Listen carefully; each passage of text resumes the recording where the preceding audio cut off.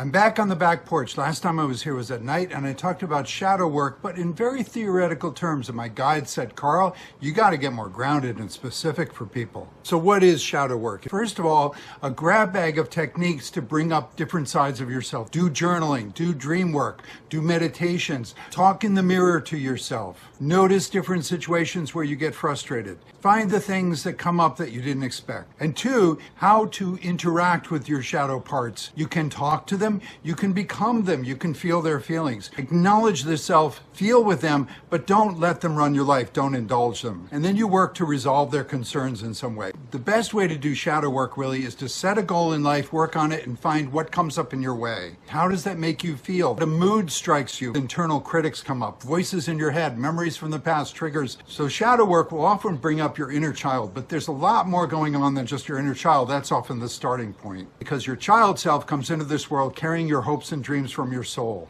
And then you met the belief systems that forced you to adapt in different ways. When you work with selves, you will discover beliefs, generalizations, assumptions they are working under. That's what makes them so upset. You can change that as the central consciousness who is governing all of the parts of yourself. So here's a real example. For many years, I had a software career, a day job, but I really wanted to be a spiritual teacher. I loved learning about how the universe works. So in my day job, I would often feel like running out to play. I didn't want to do the work. So I talked to my inner child, and he says, I'm not trying to ruin your life, but I'm trying to remind you that life is meant to be fun, playful. You don't have to work at these day jobs that you don't like. And then the opportunities came. In 2020, with the pandemic, it was perfect time for me to leave that job and start my own home career. And then another shadow side came up, because you see, all those years, I was also terribly afraid of being fired, afraid of being yelled at and punished for being an idealistic person who really just wanted to have my own life and have fun. So when I did start my own business, first thing that happened, I thought, oh, I'm going to be golden now. I'm going to be so happy. Instead, I was really miserable and resentful. I resented everything that I needed to do.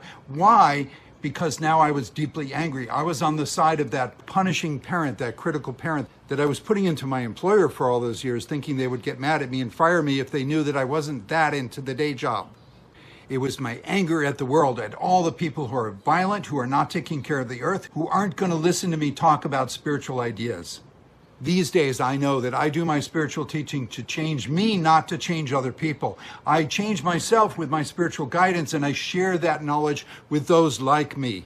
And that is how you work with your shadow parts, the sides of yourself that are indicating how you need to change to get out of the society that's a dead end for you, connect with your spiritual guidance, your spiritual home, and share the gifts that you love to live.